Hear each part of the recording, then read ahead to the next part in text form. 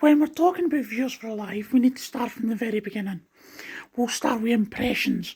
Impressions are people that are looking into the room but haven't joined you. So there's ways of increasing these numbers. Tapping, liking, sharing, commenting, gifting all tells TikTok that your live is an interesting live and it will push it out and give it more impressions. So you've got people looking in your window. It's got to be enticing enough for them to come in.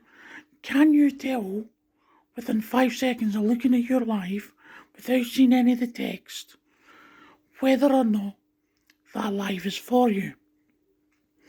I find personally when I do a live with quizzes, if I have the quiz cards on the screen, I get far more people coming in because they know exactly what I'm doing than if it's just my face there and my face has been the brand image. So, whether this is done by a fancy backdrop so you know exactly what it is, or a green screen so people know what they're doing, or whether you're pointing at something that is very obvious at what you're doing, or you have some text on the screen to allow people to know what you're doing. Also, be very mindful that when you're having conversations, even if you don't see a lot of viewers up there may be a lot of people peeking in the window. So always act as though there is a lot of people.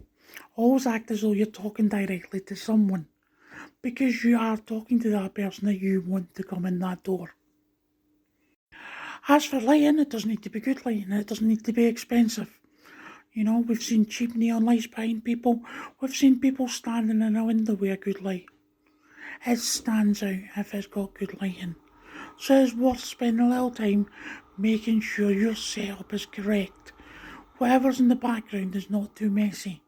It's not distracting. That whatever you're trying to portray across to your audience comes across to your audience the way it should do.